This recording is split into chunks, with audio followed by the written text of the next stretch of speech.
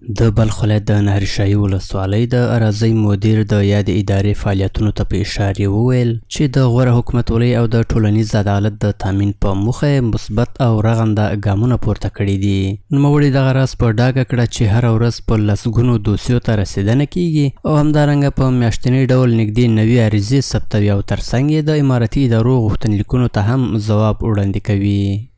تقریبا به دمای 80 الی 90 قواله ما ثبت میکنیم که اول از فرم برای ما از محکمه میآید، ما معلومات میتیم، دوباره پس میره در محکمه، با پس ما ثبت به کتاب میکنیم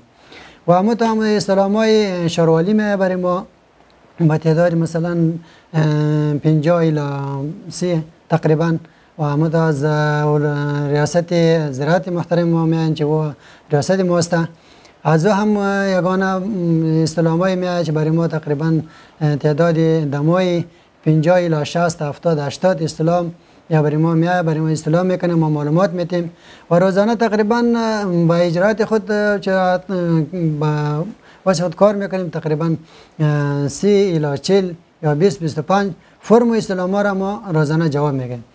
ښاغلي احمدي په دې ولسوالۍ کې د غصب شوو کرنیزو ځمکو د بیرته راګرځولو په اړه د معلوماتو ورکولو پر مهال زیاته کړه چې د افغانستان د اسلامي امارت د عالی قدر امیر المؤمنین حفظه الله د حکم پر اساس 320 جریبه کرنیزه ځمکه د غاصبینو له منګولو څخه خلاصه او د ځمکو د تثبیت عالی کمیسیون ته سپارلې ده.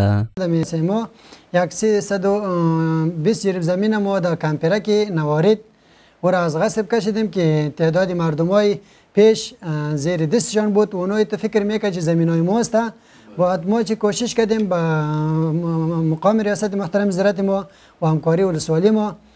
هم زمین 300 چند جریب زمینه ما از غصب کشیدیم چې فعلا د دست ماست.